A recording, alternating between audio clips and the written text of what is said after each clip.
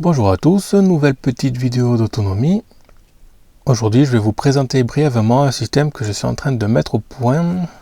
Il va nous permettre de surveiller l'état global de notre installation solaire, puisque pour ceux qui me suivent, vous savez qu'on a maintenant deux systèmes de batterie pour être en autonomie électrique. Ces deux systèmes solaires sont séparés puisqu'on ne peut pas en fait connecter les deux batteries ensemble. Et donc je voulais une application qui puisse surveiller le tout dans sa globalité pour avoir un coup d'œil depuis n'importe où dans le monde sur l'état de santé du système. Il y a déjà des systèmes sur le marché, le Venus ou le Control de chez Victron par exemple, mais il y en a pour 300 balles, voire 500 balles, donc ça ne m'intéresse pas de débourser encore autant d'argent.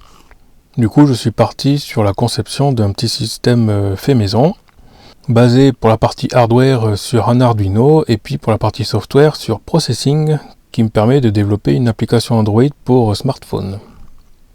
Les deux communiquant ensemble par internet ou par intranet, comme on veut, ce qui permet donc depuis n'importe où dans le monde de surveiller toutes les données.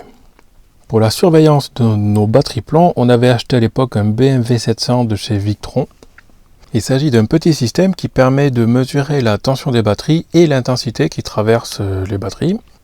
J'ai déjà parlé brièvement de ce système dans d'autres vidéos. Il est constitué d'un shunt avec des fils supplémentaires pour relier aux causes des batteries pour la tension. Le shunt s'occupant de mesurer l'intensité. Ces données sont récupérées et affichées par un petit afficheur pour le BMW. Et cet afficheur a la particularité d'avoir un port VE direct.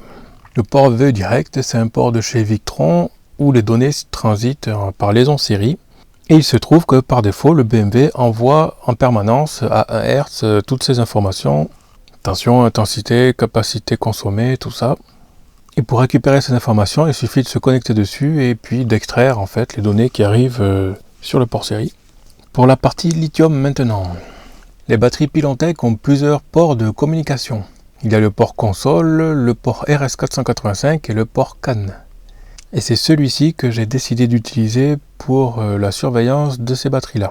Du coup, je me suis branché sur le bus CAN qui lui émet en broadcast en fait des informations en permanence. C'est-à-dire que lui aussi a à peu près 1 Hz, il envoie régulièrement la tension, l'intensité et puis d'autres informations.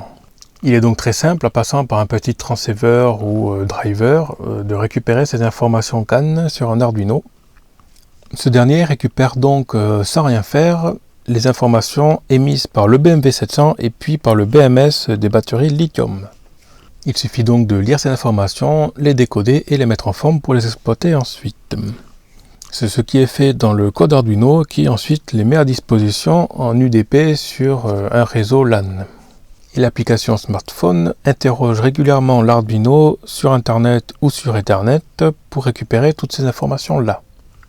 Ensuite, elles sont simplement affichées à l'écran sur une petite IHM que j'ai conçue aussi dernièrement.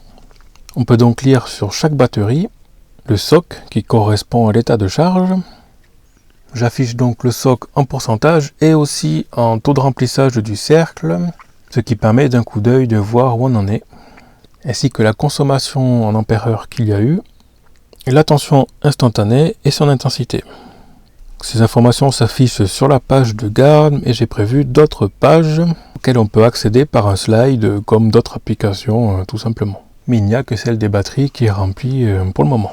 Si ce système vous intéresse, je le mettrai en ligne plus tard quand ce sera un peu plus abouti.